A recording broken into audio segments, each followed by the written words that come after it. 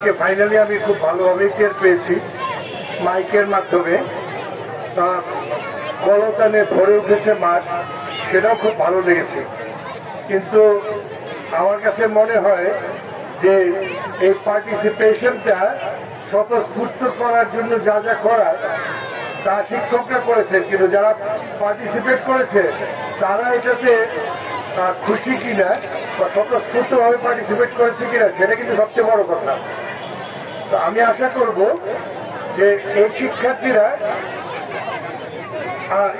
উত্তর মাঠে এবং ক্লাসে পারফর্ম করবে। শুধু ক্লাসে করলেই হবে না।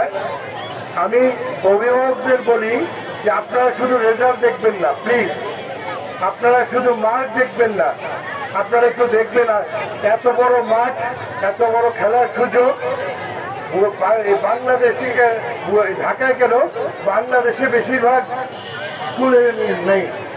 এই সুযোগটা আপনারা আপনাদের সন্তানদেরকে এইটা থেকে বঞ্চিত করবেন না। আপনি তাদেরকে মাঠে আসতে দিন, খেলতে দিন, পড়াশোনা সারা জীবনই করবে। একটু খেলতে দিন, মনের বিকাশ ঘটাতে দিন।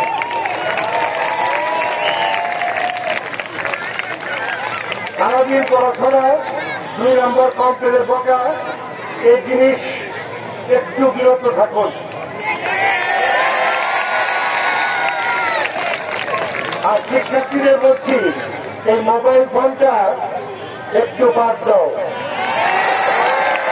মাঠে আসো, খেলো, দেখো মন অনেক বড় হবে, বন্ধু অনেক হবে, যারা তোমার সারা জীবনের বন্ধু। আমার এখনো ক্লাস 2 পড়া ফ্রেন্ডও আমার সাথে এখনো যোগাযোগ আছে।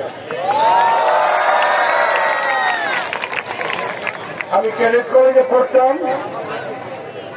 মির্জাপুর ক্যাডেট কলেজে পড়তাম। এই কিছুদিন আগেও আমাদের বন্ধুত্ব 51 বছরের বন্ধুত্ব একসাথে হয়েছিল। আমি তো তোমাদের মধ্যে এটা বিরাজ করুক আরো বেশি সময়ের জন্য।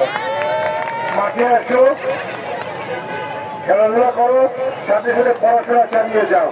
মোবাইল ফোন দেখার অনেক সময় পাবে। ধন্যবাদ।